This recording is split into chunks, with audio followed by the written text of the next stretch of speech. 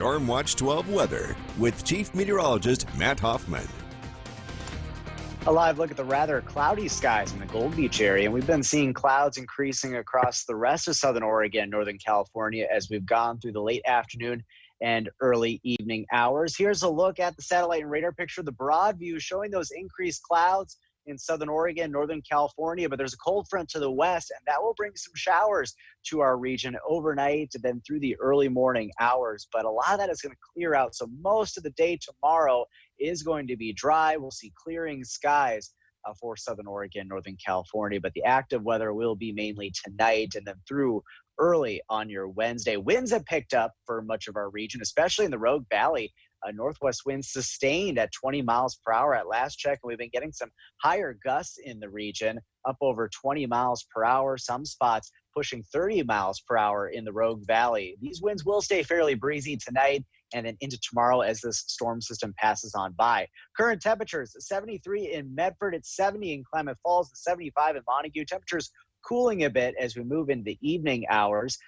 We were at 80 earlier in the Medford area. That was our high for today, but look at the cooler weather towards the coast, 54 degrees in Brookings with all those clouds. Now, tonight, we are going to see some of those showers moving in first along the coast around midnight and then spreading inland from there. Winds will remain breezy, lows in the 40s and 30s. Tomorrow for our region, most of the shower activity that we see in Southern Oregon in the very early morning hours around the time you head off to work. If you're an essential worker, we are going to see that possibility for some lingering showers, especially near the Cascades and west of the Cascades. But then skies will clear after that, and we should see a pretty bright afternoon. Lots of sunshine. Winds will stay a bit breezy, and temperatures will be a bit cooler than recent days have been. Temperatures will be actually a little bit closer to average for this time of the year. Here's Stormcast as we head into tonight around midnight. They're starting to see some of those showers moving into Curry County. And then as we head towards the early morning of your Wednesday, some showers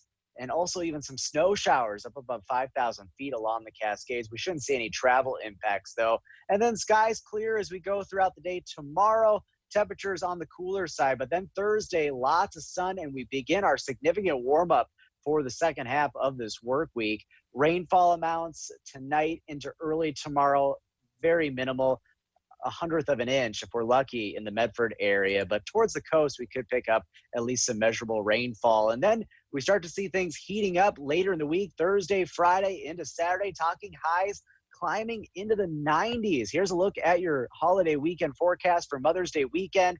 Lower 90s for highs Friday and Saturday in the Rogue Valley, and it's still going to be rather warm even on your Mother's Day, likely staying dry. But notice changes as we head into early next week, cooler temperatures, and that will come with some potentially widespread rainfall for our region.